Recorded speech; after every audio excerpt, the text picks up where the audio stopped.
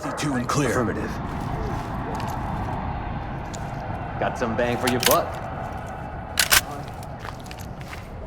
Let's blow it.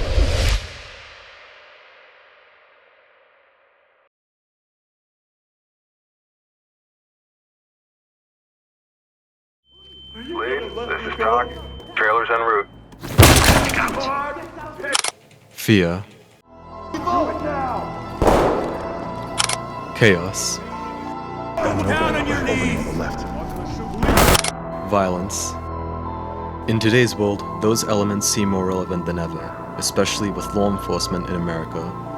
The video game released by Void Interactive in 2021, titled Ready or Not, explores this topic, putting the player in several real-world scenarios and tasked with one simple thing: bring order to chaos.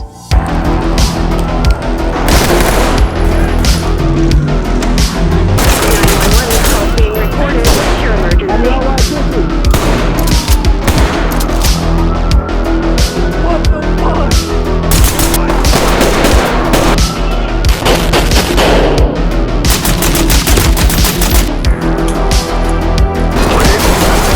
They are angry and volatile. You are go for entry.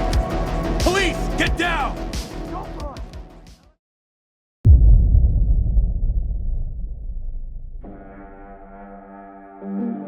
The world of Ready or Not is one that is rapidly destabilizing. Set in the fictional city of Los Sueños, which as you can tell is heavily based off the city of Los Angeles in our world, the place has seen better days.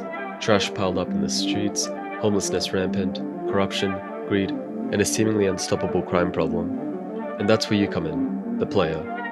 In-game, you take control of Judge, the commander of D Platoon, the elite squad at the Los Sueños Police Department tasked with the impossible, to keep a city on the verge of collapse together, one mission at a time. These missions don't hold back either.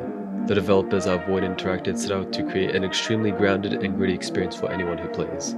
School shootings, political violence, terrorism, substance abuse, and other extremely disturbing content. But what makes each of these missions so special and unique? Well, for one, the gameplay of Ready or Not is highly interesting. When you first think of a first-person shooter, the game that will probably come to most people's minds is Call of Duty or Battlefield. But the game takes a wildly different approach to this style of shooter. For example, the AI in these missions are incredibly smart, and I mean almost scarily human-like. Although your primary objective in all of these is to still bring order to chaos, that doesn't mean you can just go in and shoot up the place. As a law enforcement officer, you must make sure to follow the ROE, or rules of engagement. What this means is that your interactions with each suspect and their AI can vary heavily. This makes the game difficult, as armed suspects can flank you in a building and ambush you. Talk to lead. Oh, right! You gotta be kidding! Talk here.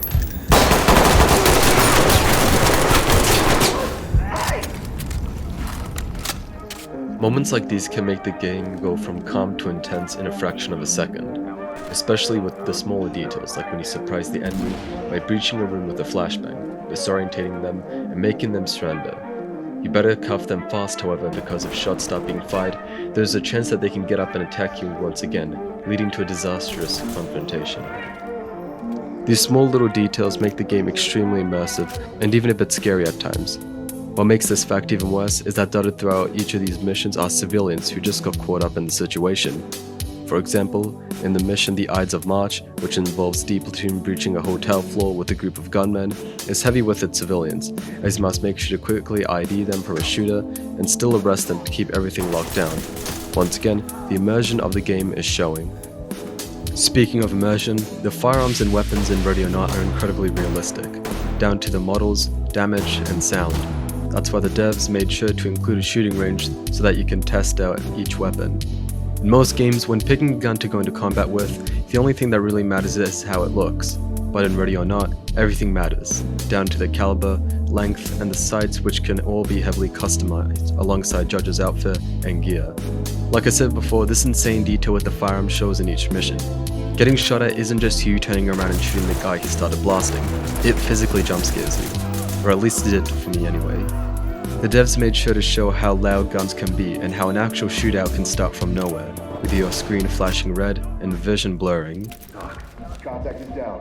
Lead, Freeze! Talk. Yeah. Who's there? No way. Get on the ground! No, get down!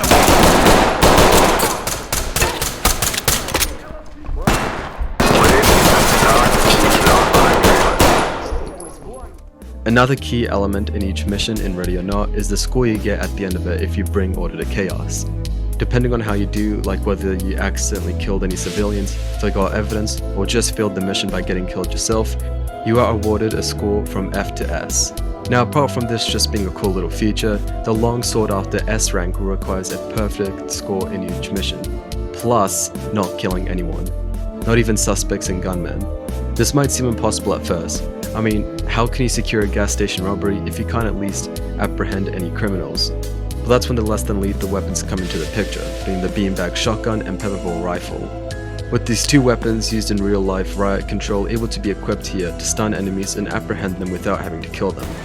It just goes to show the detail that Void has put into Ready or Not. Below all this though, the guns, gameplay, and levels is something a lot more darker that I haven't talked about yet. While I still wouldn't classify Ready or Not as a horror game, there are some elements of it that make it pretty close. Before you start each mission, you get a briefing on it, with things like suspects, location layout, and more. However, one notable thing that is included is the 911 call that triggered your response, and it's pretty messed up. 911, what's your emergency? Hello, my name is Charlotte Layton. I'm at a gas station and need help right now. Ma'am, are you at the 4U gas station on 5th and Van Drake South Side? Yes, please help. I got separated from my daughter, Crystal. They're shooting people. 15L32, priority. 15L32, go ahead. I've got multiple officers down outside of the East McKay station. Suspect is at large. Location unknown.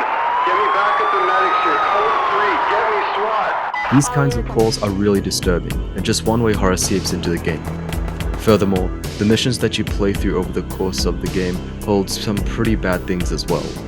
For example, the mission that has gained Void Interactive some of the most criticism for including is Neon Tomb, which sees D Platoon respond to a mass nightclub shooting, with scenes of bodies piled on top of each other holding striking similarities to real-world tragedies, which in this case being the 2016 Orlando nightclub shooting, which killed 49 people. There is even some content in this game that I cannot talk about for many reasons, with some people already knowing what I mean. All of this has landed the game in a lot of hot water, with it being notoriously banned in Australia for some time, and having to be censored with certain content being removed, much to the dismay of the community. But I'm getting off track. Why include all these things in a first-person shooter? And what is the message of Ready or Not? Well, at the end of the day, Ready or Not is an officer's perspective, in a time where in America, the militarization of police has been viewed with significant backlash. The game isn't pro-police, and it isn't anti-police. It simply paints a picture for the player, an experience to put them into the shoes of what law enforcement has to go through time and time again. The game doesn't shy back from this. Your squad's mental health is 100% a real thing. They will see things throughout these missions that will scar them. Depression will set in if you don't handle it, and they'll be forced to leave and go into therapy. The worst of society and humanity are shown here, all for the audience to see, and it's up to you the player to decode what happens and interpret your own thoughts on it. The only thing I can say is to experience the game for yourself, but I do have to warn you, you might not be ready for the things you see.